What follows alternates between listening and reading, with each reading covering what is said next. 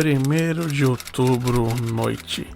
Faz um tempo que eu não posto no meu canal e eu vou contar o motivo, mas a primeira coisa que eu queria dizer é que eu tô bem, apesar do sumiço.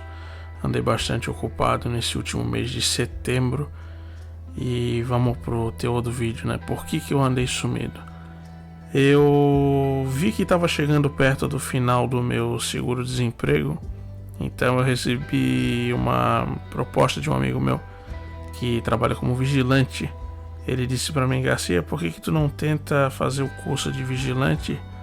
E daí tu pega um serviço em algum lugar e é um salário bom, a condição de trabalho boa, o sindicato é unido, parari parará. De primeiro eu era meio cético com esse conselho dele, de maneiras que eu achava que era balela, que era, sei lá, uma propaganda disfarçada de conselho. Então quando eu vi que faltava 1 mês e meio por aí para acabar meu seguro, eu resolvi entrar de cabeça nessa daí. Então eu quero falar hoje sobre esse curso do vigilante que eu fui fazer. Eu fui fazer esse curso lá numa escola de vigilante na Treinavil, em São José. E de começo tudo deu errado, né? Eu fiz o curso, paguei ali tudo certinho. Mas o meu problema não foi esse. Não. Meu problema foi que no primeiro dia do curso, se não me engano foi dia 8 de setembro, tava uma chuva infernal. E eu saí de casa de carro, era no começo da tarde, porque no primeiro dia a aula era só à tarde, né? Depois, nos outros dias, a aula foi sendo todo dia até o último dia do curso. Então, nesse dia 8 de setembro, eu saí de casa com o carro e... surpresa, surpresa, quando eu tô andando no meio da Via Expressa, uma chuva desgraçada, isso era 12:30, mais ou menos. O meu carro olha pra mim e pensa o seguinte: quer saber, eu vou parar, vou ver o que esse corno vai fazer. Aí eu tava indo pro curso de carro, o meu carro já na metade do caminho já tava meio estranho, que o limpador de para-brisa dele tava meio desacelerado. Ele começou a desligar o rádio, né? O rádio começou a piscar. Então eu entrei meio que em pânico, desliguei toda a parte elétrica do carro e pensei, bom, vou deixar ele desse jeito e vamos ver até onde vai. Desliguei até o farol do carro e tava um brilho desgraçado que, apesar de ser meio-dia, ele tava com uma chuva muito pesada. Então o que eu resolvi de fazer? Eu parei o carro no meio da Via Expressa e não tinha acostamento ali. Então o que eu podia fazer? Eu liguei pro meu pai desesperado: olha, deu um problema aqui com o carro, eu tô parado em cima da Via Expressa e eu não sei o que fazer. Aí o meu pai largou tudo o que estava fazendo e foi lá me ajudar. O problema é que o meu irmão também foi lá me ajudar e eu acho que eu acabei sendo um pouco grosso com ele, porque eu liguei para ele meio chateado, meio puto da vida, porque o meu carro tinha me deixado na mão. E é curioso que o meu carro, não só o meu carro, mas a maioria dos carros antigos, ele escolhe o dia para dar problema. E parece que é no dia que tu mais precisa dele. Muito bem. Peguei esse carro, o meu irmão ficou com o carro, eu chamei o guincho, né? O pai chegou para mim e disse: olha, eu vou te levar lá no curso pra tu não perder o teu primeiro dia, né? E eu tinha gastado uma grana, tinha levado os documentos, tudo, eu tava... não vou dizer empolgadaço, mas eu tava nervoso, né? Queria acabar logo com isso, até porque pensei comigo mesmo: são só 19 dias, então não vai demorar. Enfim, o pai me levou até o curso, me deixou lá. Cheguei em cima do laço para falar com o médico.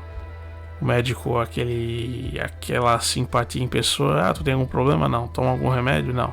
Tá, pega esse papel aqui e vai pra sala. Fui pra sala, lá na sala nós escolhemos o xerife de turma.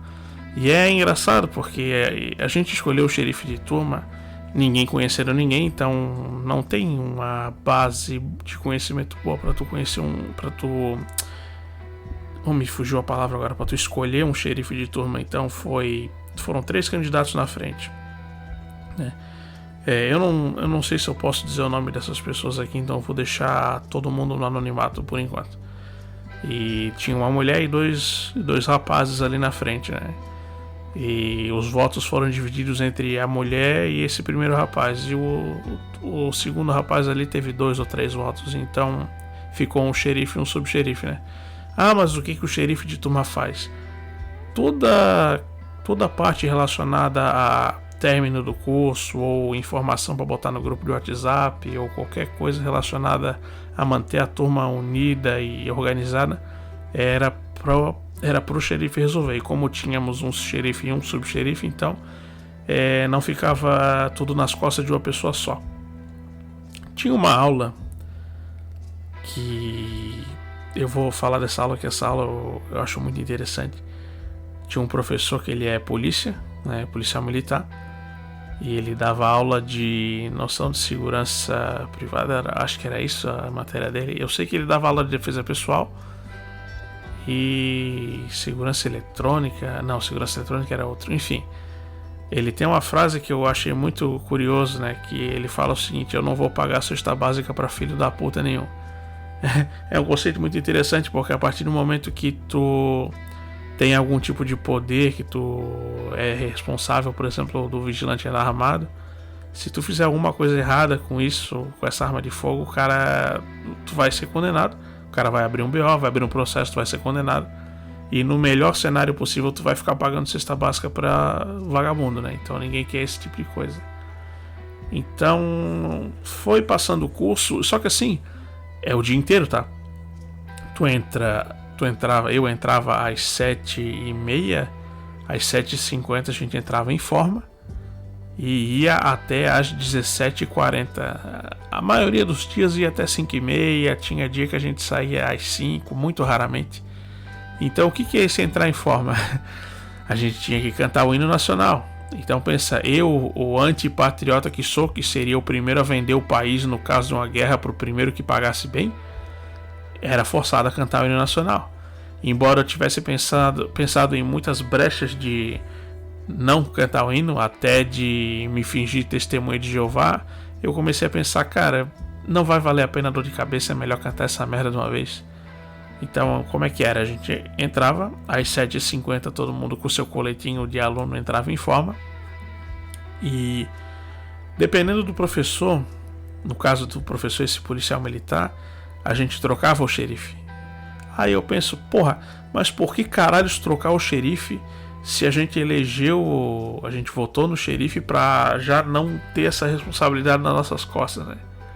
O xerife organizava a turma e era aquele negócio bem militarzão assim, entrar em forma, ficar um atrás do outro, fazer umas filinhas separadas, o maior na frente, o menor atrás, aquele lance de cobrir que tu estende o braço esquerdo se tu tá na fileira de trás, tu estende esse braço para frente, e se tu tá na fileira da frente, tu estende o braço pro lado para encostar no ombro do coleguinha, né? Mesma coisa na fileira de trás. Cantávamos o hino. Só que o seguinte, do primeiro até o último dia, o pessoal errava muito em algumas partes do hino. Brasil, um sonho intenso, um raio vívido, e Brasil de amor eterno seja símbolo. Sempre quando chegava nessa parte, o pessoal trocava. Nos 19 dias de curso que a gente cantou o hino foi assim.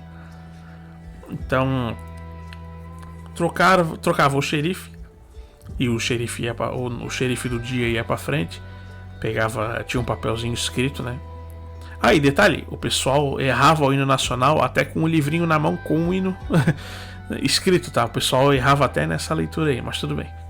Entrava o xerife lá, o xerife chegava, os senhores, bom dia senhores, blá blá blá. Todo mundo tomou café, todo mundo se alimentou, sim, beleza. Tem alguma pendência para hoje? Ah, não, tudo bem. Aí cantávamos o hino. Acabava o hino, falava-se base à direita em direção à sala, último brada último. Então, alguns dias eu fiquei lá atrás e metade do curso para frente eu fiquei ruim da garganta. Então pensa um cara todo baleado da garganta ter que ficar gritando último lá atrás, e chegava na sala completamente podre, né? Já sem voz para nada, porque hora fazia frio, hora fazia calor, e eu não ia de casaco lá pra frente com o coletinho do curso pra entrar em forma, então pegava vento gelado, tudo. O que mais que eu ia falar? Eu tava tentando me lembrar de alguma coisa. Eu fiz amizade com uns 2 ou 3 ali que eu quero levar pra frente. São algumas pessoas boas. Não vou substituir o pessoal que trabalhou comigo no SAMU mais nunca, porque Diferente de muitas pessoas da minha família de sangue e a minha família de convivência, que foi o pessoal do SAMU, me deram um incentivo fodido para ir para frente. Teve uma outra aula que... essa parte é muito legal. A gente teve aula com um professor que era...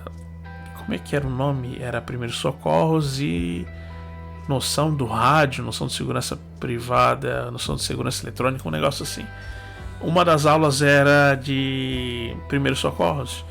E aí eu, querendo me mostrar, né, comecei a falar, mas eu vim do SAMU, isso aí pra mim é de boa. Aí o professor me tirou pra Cristo. Então o Garcia sabe, vamos pegar o rádio, por exemplo, né, que ele também dava aula do rádio, que trabalhava do lado dos radiooperadores no SAMU, eu conheço quase tudo de rádio.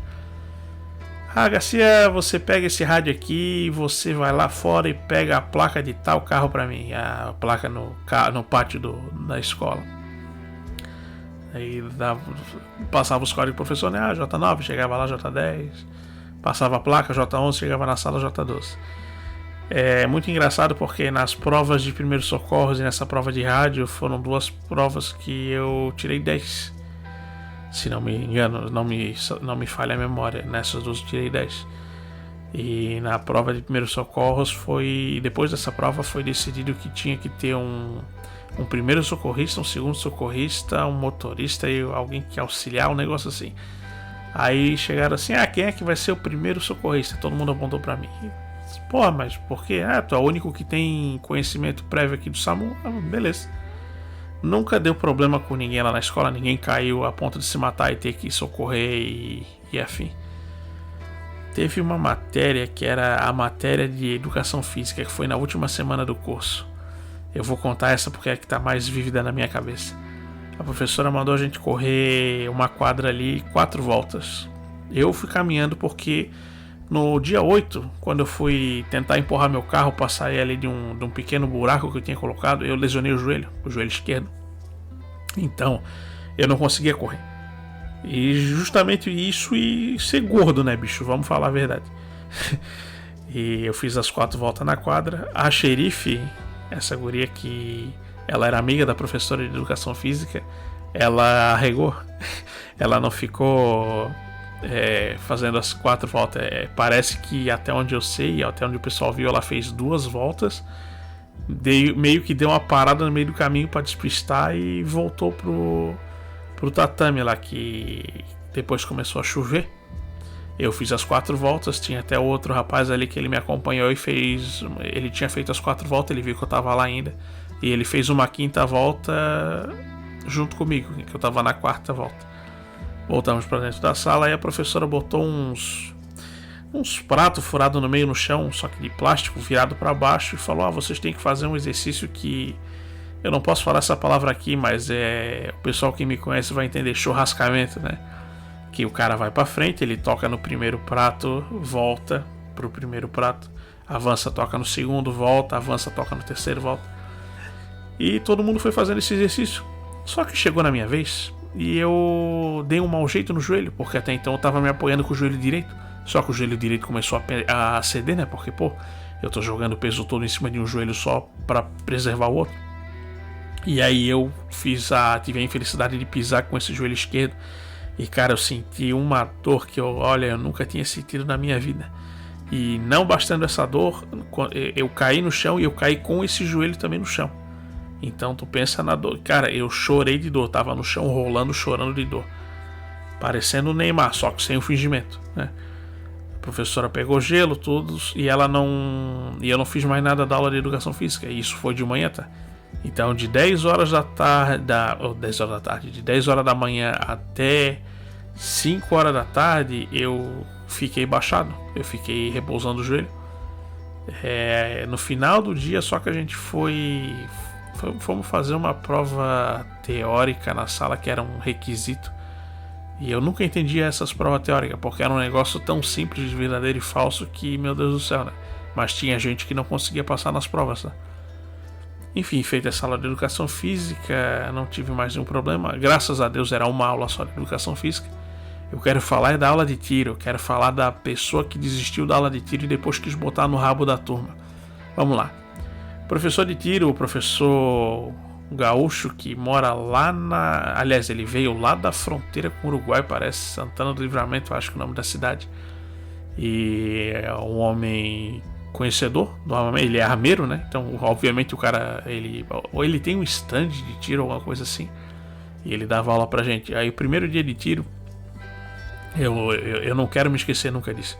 Ele pegou, todo mundo empolgadaço pra pegar com o revólver na mão, ele pegou o revólver e deu na mão de cada um. Vocês têm que segurar o revólver assim, tem que segurar desse jeito pra passar pro colega, desmuniciar o revólver é assim. Beleza, daí a primeira aula foi... Como é que era? Ele passou a teoria da arma, passou ali no quadro os desenhos, as partes da arma, tudo. E aí nesse dia a gente ficou... Claro, nós não ficamos às 10 horas na sala de aula fazendo isso, mas o que eu consigo me lembrar é que a gente ficou botando as cápsulas, né? Por exemplo, municiando o revólver com cápsula, porque não tinha o projétil, e girando o tambor para ficar certinho. Aí desmuniciar, aperta ali o dedal serrilhado, volta a tirar as balas e enxágua e repita, né? Ficava fazendo isso. Aí dali a pouco, agora carrega com 5 balas e de qual lado vocês vão ter que deixar munição sobrando? Desse lado aqui. Porque o revólver é interessante, tipo, tu tem que... Ele não atira na câmara que tá já no cano. Ele gira, quando tu aperta o gatilho, ele gira o tambor e bate com o cão da arma na barra de...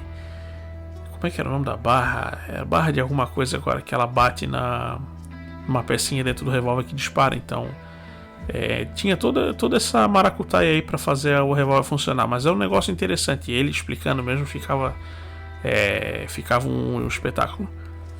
Tinha uma senhorinha que estava com a gente na turma que ela tinha problema com o lance de segurar a arma. O professor mostrava para ela não sei quantas vezes e ela sempre segurava a arma errado, sempre desmuniciava a arma errado, sempre municiava a arma mais devagar que todo mundo. E foram 3 aulas de tiro, se não me engano.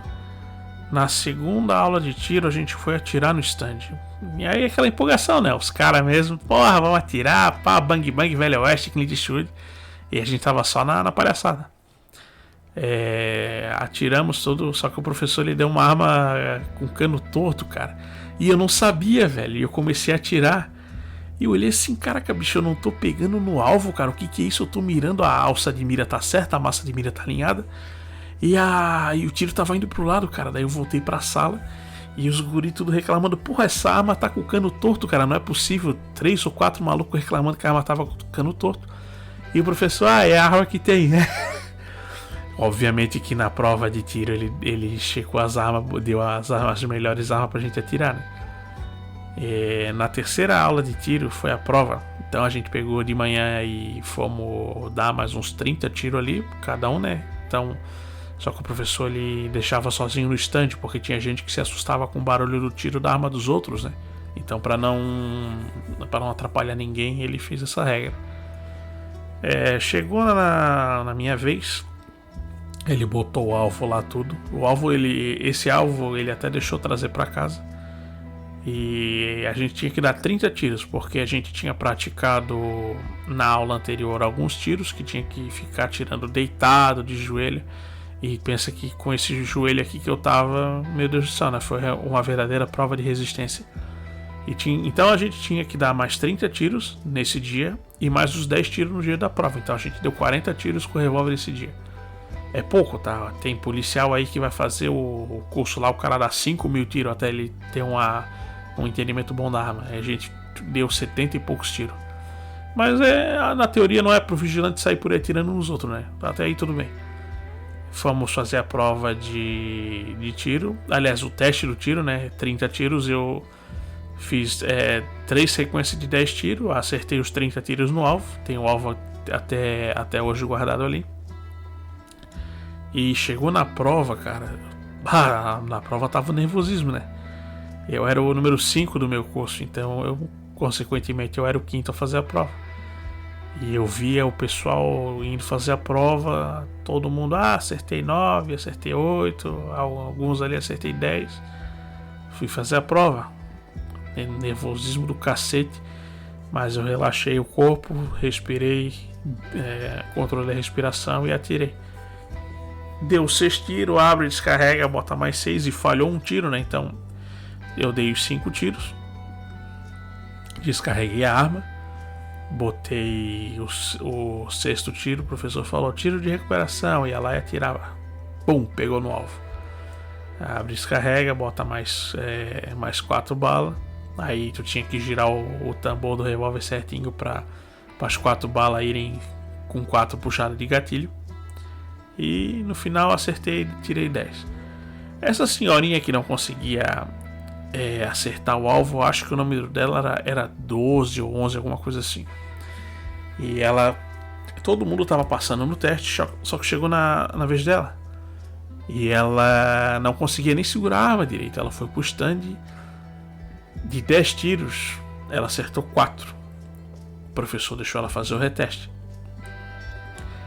Desse reteste, ela só deu 3 tiros e depois ela saiu da sala. Ninguém sabe o que aconteceu. O professor queria dar mais um reteste para ela. Nós, inclusive, estávamos nos juntando para tentar ajudar ela a pagar esse reteste, porque o reteste eu acho que era R$70, uma coisa assim. E o tanto de gente que estava ajudando ela ali a segurar a arma, tudo, claro, pegaram um celular para tentar, né, dar um contexto para ela, para ajudar ela, tudo, mas continuava segurando errado tudo. Ela desistiu do curso, disse que não era para ela, que ela ia fazer outra hora. Talvez ela vá fazer esse mês, na turma desse mês, mas eu duvido muito pelo seguinte fato. Quando acabou a aula de tiro no domingo, na segunda-feira ela já tinha saído dos grupos do WhatsApp e ela foi na secretaria do curso dizer que ela não queria mais fazer. Só que isso era na reta final, tipo na última semana de curso. Depois de ter feito 14 dias de curso, 14 dias ininterruptos, tá? Sábado, domingo, tudo. Ela foi lá, ela desistiu do curso, faltando menos de uma semana para acabar. E aí a xerife foi lá, a xerife conhece, né, o pessoal da Treinaville. O que aconteceu com a fulana que ela saiu? Pois a fulana disse que ela não se deu bem com a turma, que a turma foi o motivo dela sair. Só que o seguinte, a turma essa que estava ajudando ela na aula do tiro, a gente estava tentando se arrumar para pagar um reteste para ela, então ela botou no nosso rabo ainda falando que a turma que não prestava. O pessoal começou a pegar um ranço dela e ninguém quis saber mais dela. É um acontecimento irrelevante, só que tu para pensar, ela avacalhou com a gente, né? Desde o primeiro dia segurando a arma errada, o professor corrigia, chegou lá, errou os tiros, que a gente incentivou ela para depois dizer que a culpa é nossa. Aí não dá, né? Só faltava alguém entrar no stand e atirar com ela. Nessa última semana também a gente teve aula de defesa pessoal.